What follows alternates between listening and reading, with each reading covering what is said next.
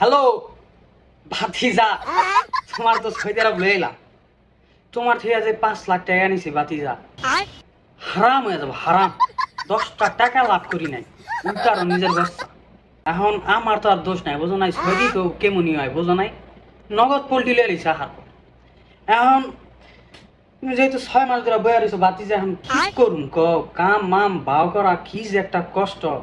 যেই কামের কথা কইয়া তোমার আনছিলাম, তা তো একটু কষ্ট হয়ে যায়। তোমার চেহারা সুরত তো ভালো, তোমার আমি চাইতেছি না ওরকম একটা কামে দিতে।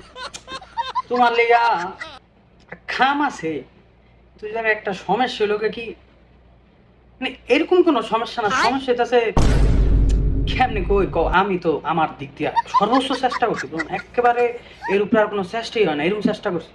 এখন কত হইতাছে কি, মানে ওই জায়গায় কিছু দিতে অবশ্য দিলে তোমার একটা ভালো কামে দিতাম, মনে করলা। কাম কই জানো নি? কাম এই চিনিছে, কাম হইলো এই চিনিছে। তুমি মনে করো তোমার চেহারা ছিল, এই চেহারা আমার তো মায়া লাগে, বোঝো না? দিনটার ভিতরে রোদের ভিতরে কাম করবা, টাকা দিব না, দিব না। এখন আসলে টাকা লাগবে হইতাছে 2,000 টাকা। হ্যাঁ হ্যাঁ, বাংলা টাকায় 60-70 হাজার টাকা।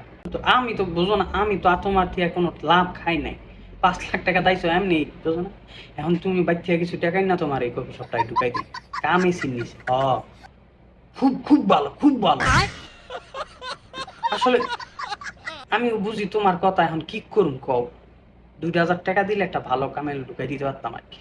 না না না, তুমি যদি চাও তাহলে তোমার আমি যে কামে আনছিলাম ওই কামে দেই, সমস্যা নেই। কিন্তু এটা ভালো কাম আছে। হ্যাঁ, 2,000 টাকা।